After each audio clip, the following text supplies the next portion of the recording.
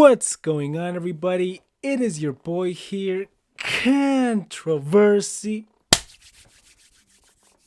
And today, guys, I'm going to be ranking Eminem's 12 studio albums. You already know. Everything from the Slim Shady LP all the way to his newest release, The Death of Slim Shady, man.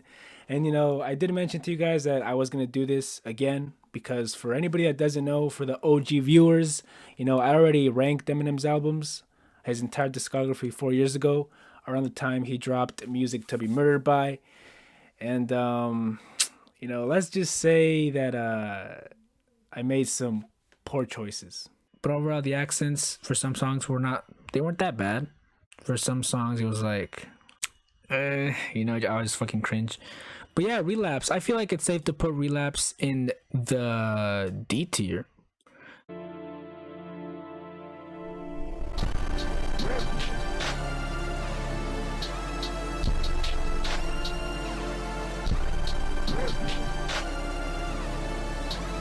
I'm on your ass.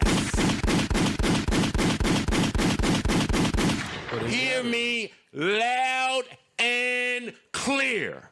There we have it. I am gonna cut your fucking ass up. It is so mind-blowingly annoying. I don't really think it's describable. I was super young, man. It was like 4 years ago. I was relatively a new Eminem listener.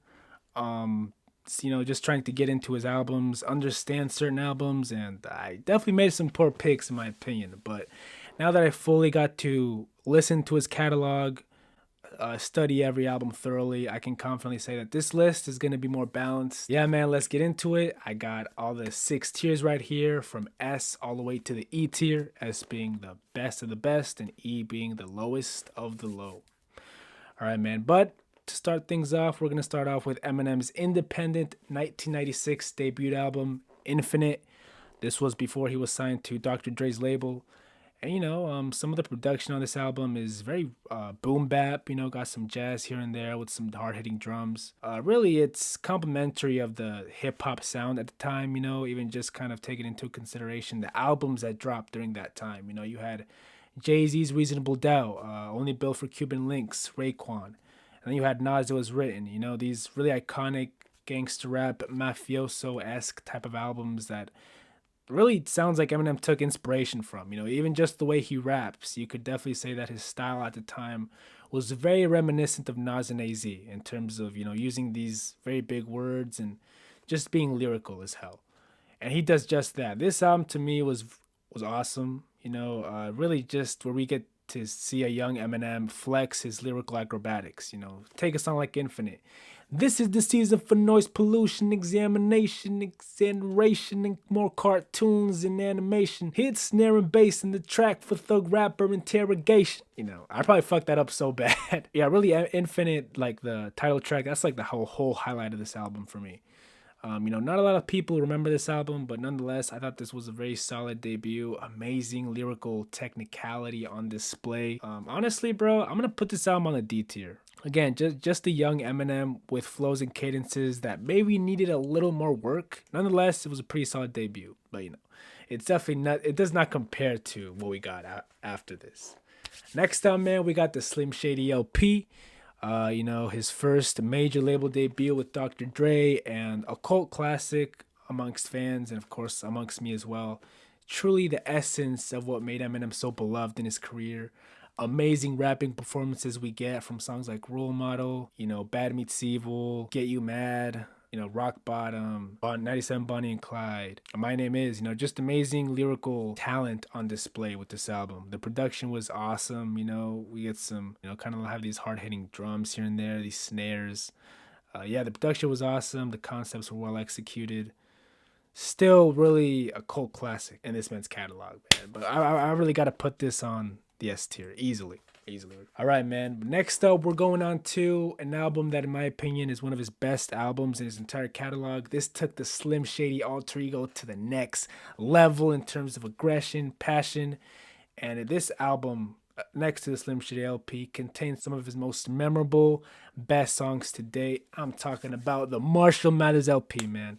This album is a classic. Amazing songs like Stan, Kim, Kill You, Criminal, Marshall Mathers. Incredible posse cuts with Bitch Please Part 2. And literally for this entire album, Eminem was, going at the gay community, poking fun at mass shootings, just, and also pop stars like Britney Spears, boy bands. He was just going completely off on this album.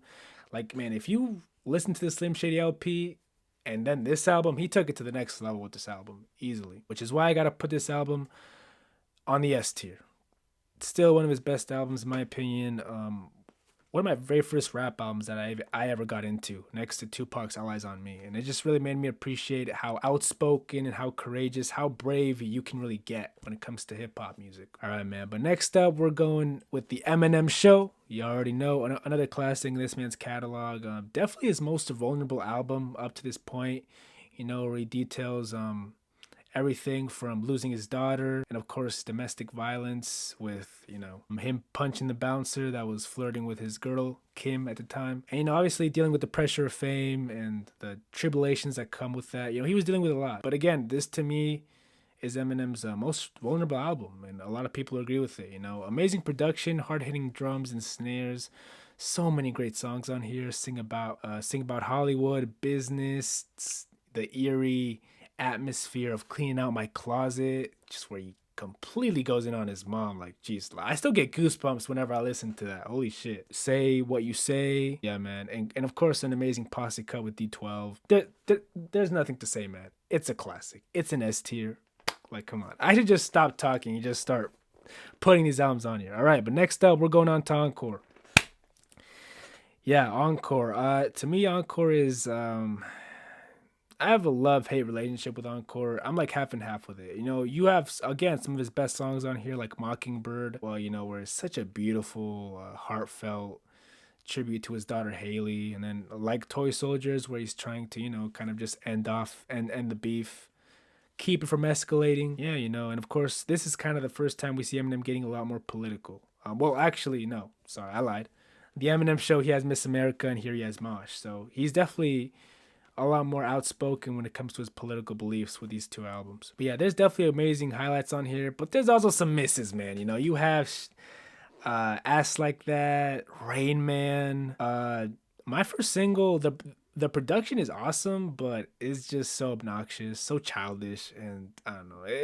Like some of Eminem's most embarrassing moments are on this album, but again, it's not as bad as, like, let's say Revival or Kamikaze even. Yeah, I mean, I think for me, going back and listening to this album, I was like, you know what?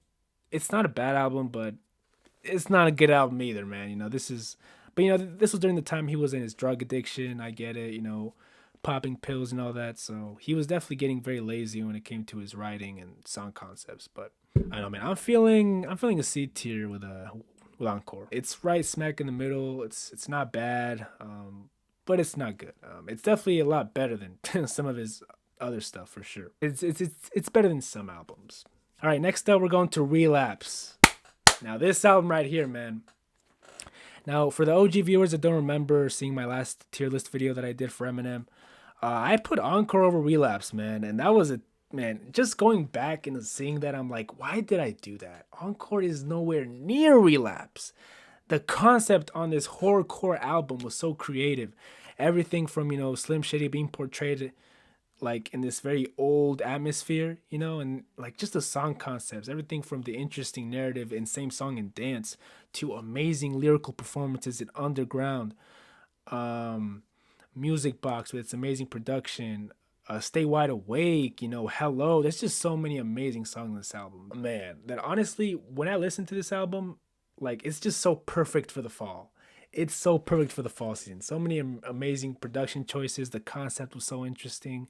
Really, this album, in my opinion, before the Death of Slim Shady, this album right here, Relapse, was his most creative album up to this point. The concept was just different. It inspired Tyler, the Creator, to go more horrorcore. When he came out rapping, easily this album is an A tier. This album really, up to this point, was like his best album up to this point in his catalog. Such an amazing album for sure, man. I definitely now understand it a lot more. Like my critique of Relapse was I didn't really understand why he was using so so many accents, I thought that was like kind of weird and just trash. But now that I've actually had more time to live with it, I can definitely appreciate it. I appreciate it a lot more now. This album is amazing, and it's definitely way better than Encore.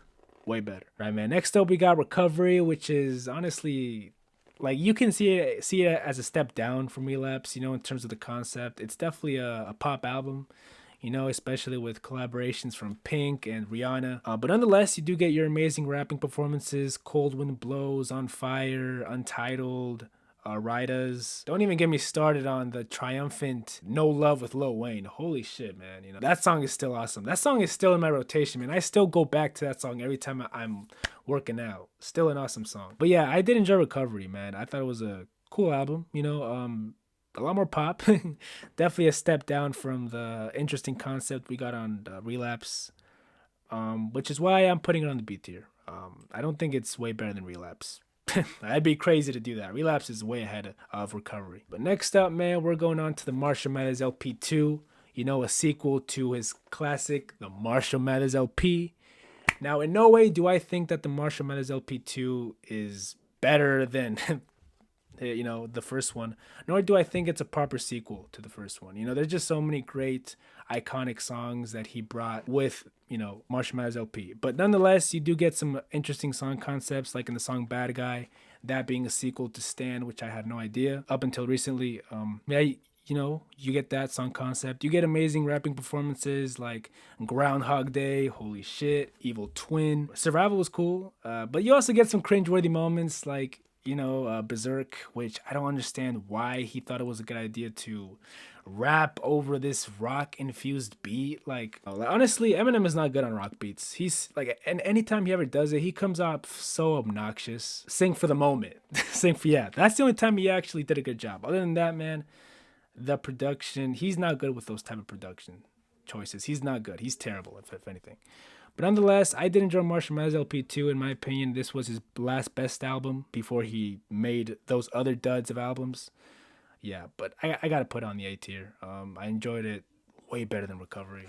Amazing rapping performances. Production was awesome, easily. And now we have Revival, an album that a lot of people don't like. I still feel the same about this album. I still don't like it.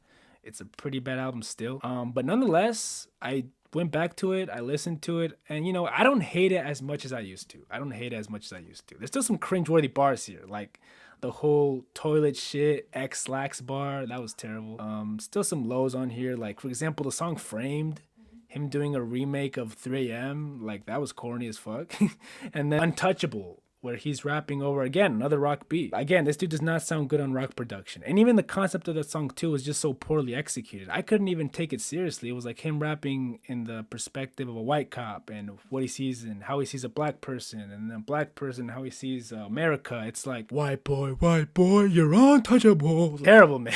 Terrible. Like obviously this is a political album, but he fell so hard, man. Man, if I'm gonna listen to a political album, I'm gonna listen to Pimp a Butterfly easily. Like, the concept was way better executed on that album. Kendrick didn't try to force anything upon you, but that's the issue with Revival. He tries to really force these concepts upon you, like, no, police brutality is bad. Yeah, it is bad, but is there a better, more interesting way that you could have presented that instead of screaming at the top of your lungs with Untouchable? I think there's a way better way he could have done that, but he decided to be obnoxious and cringy. And yeah, man, I'm putting this on the E tier.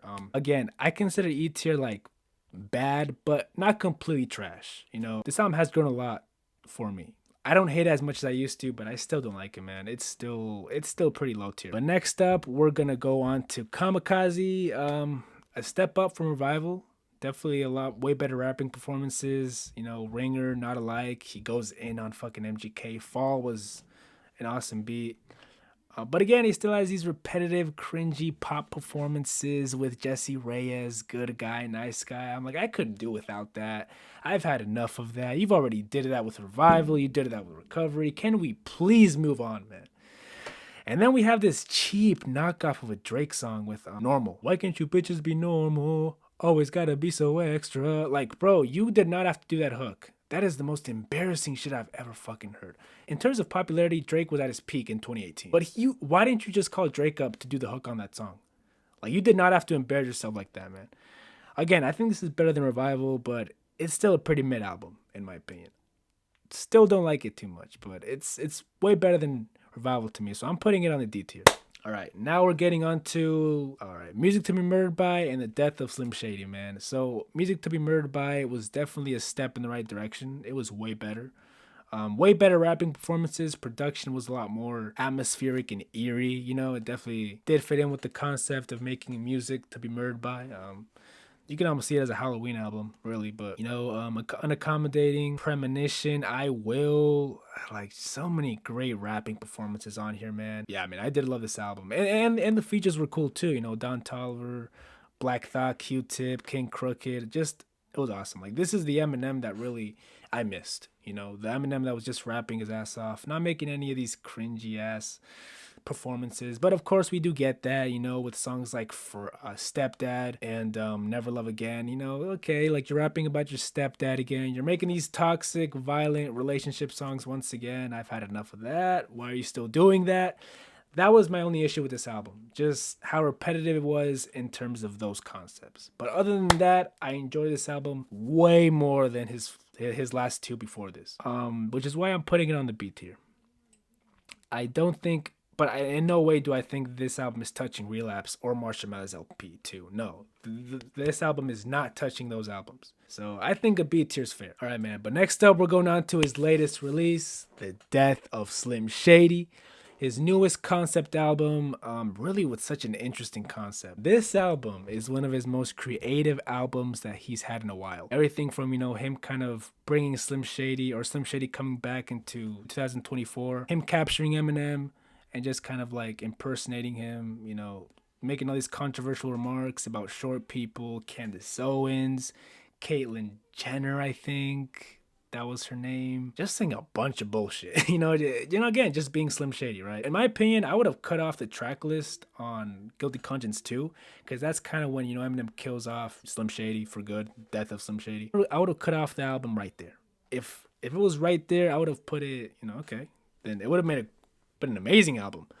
But, you know, he did let the album run for too long, in my opinion. After that, it's like, okay. He does take some repetitive angles here and there, you know, especially with songs like Temporary and Somebody Save Me, where, you know, he's vulnerable. And he talks about his daughter, Haley. It's like, you've done that already, but with way better songs like When I'm Gone.